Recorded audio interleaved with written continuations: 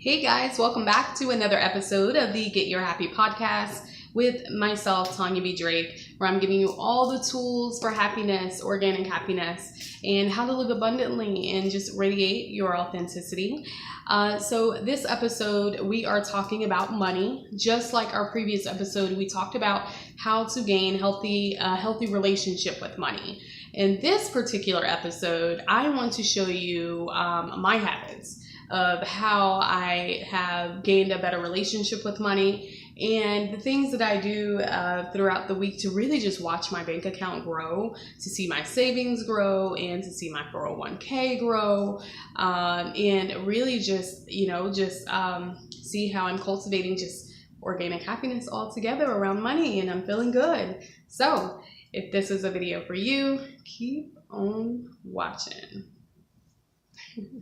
All right, so talk about money. So the first thing before we get started and I show you what I use to keep a good relationship with money, a story by Lisa Nichols. She talks about before she created her brand, coaching the masses. She talks about, at a very low point in her life, she had about $11 and change in her account, and she, had her son and he needed diapers. And, she just told herself, I would never be this broke again. And so what she kept doing is she kept writing a check. She kept writing a check into her bank account. And of course, with her situation, she didn't have the funds there. So she kept saying, I am funding my dream.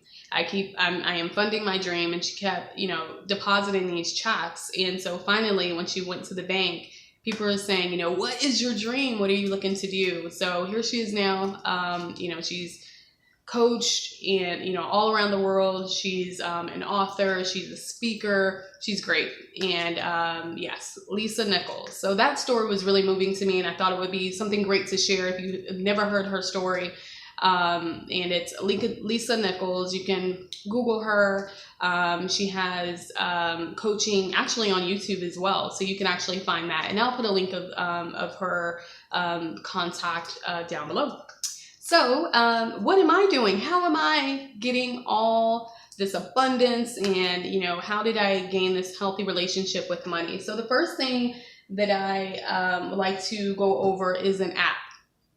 It's an app that I use, and you guys may have heard it already. It's called Mint, M-I-N-T, and I grazed it, I touched that topic a little bit in the previous podcast, how to gain a healthy relationship with money. If you haven't seen that video yet, then make sure you pause this one, go take a look at that one, and come right on back. So with Mint, that app is a great tool. You link all of your accounts. It is secure. So you link all of your accounts, and it tells you how much you've deposited into your account, how over you're going on your, maybe your goal that you want to, your budget, how much over you're going over your budget, or it'll let you know how much you're saving, how well you're doing. So it really just keeps track of everything. I like it because you set a code on the app, and so you can just go in straight to their app, and it shows you a preface of what you have in your account. So it really does keep it all together there. So that's what I'm using. I like Mint because, when I wake up or, when I'm out, it'll let me know if any kind of activity that's going on in my account. So a great tool to use if you're trying to get again, a better relationship with money and just really keep tabs on what's happening in your account. Another thing that I am doing is I'm reading about it. Shoot, I need to know. I need to figure it out, and it's nothing wrong with reading books. Currently, I actually picked this up from my local library, and this is The Buddhist Path to Abundance, Mindful and Money. So this is the book that I'm currently reading here. You can see that. I know I got some lights and stuff going on. So yeah, this is a great book. I'm really enjoying it, and it's keeping me, aware of my money. And so that's another tip on here, is I try to make sure that I'm not, in the dark. So, we have those good party nights or weekends or vacations, and then we say, oh no, I don't want to check the account. So make sure that you're really just being aware of where you are. We all know anything in life, we cannot sweep it under the rug. We got to face it and see what it is, and just be real with ourselves and figure out what's going on. So page 71, really quick, they give tools here, on some money saving tips. Maybe you're saving, after a divorce, going back to school, saving up, you're having a little baby, or maybe you're moving. So they talk about, choosing a home that's low energy, maybe doing public transportation or walking, cycling, try to reduce the amount of your travel.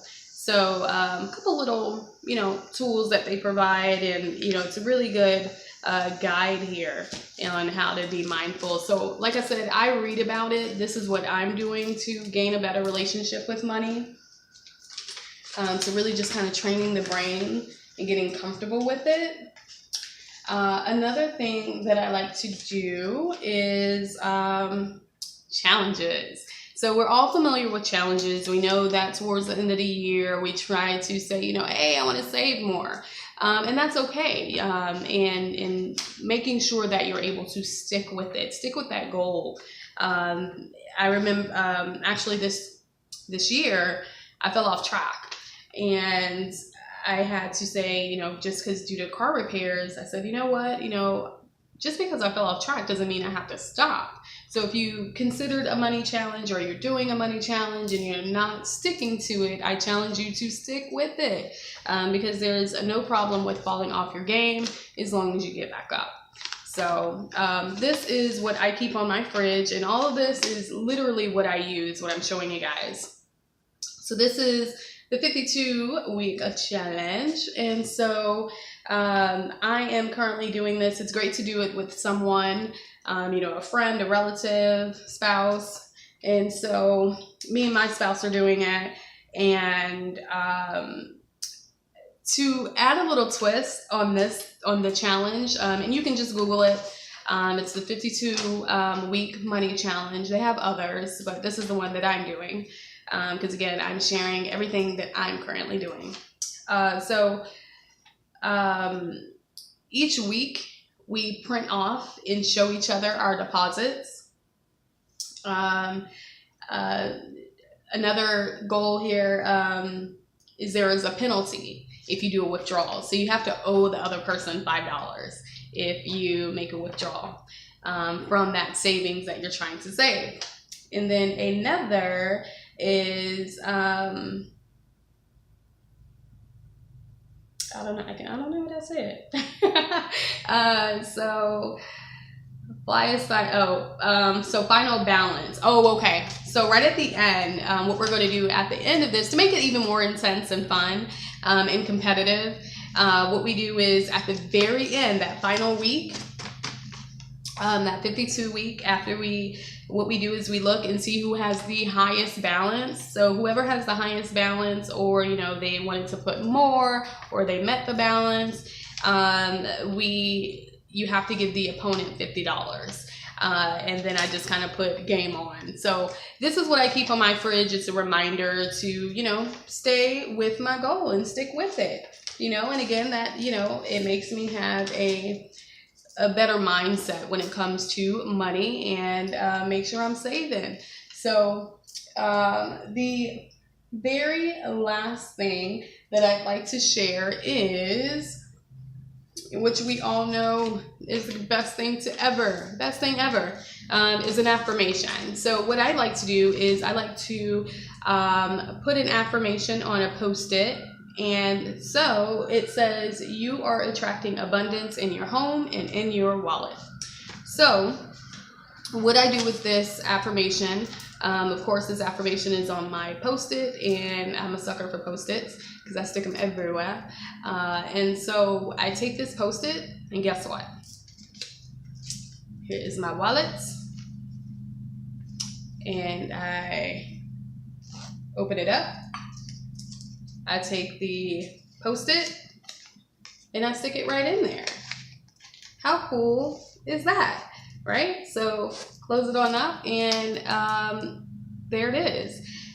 So, you know, it's really just affirming the abundance within your wallet.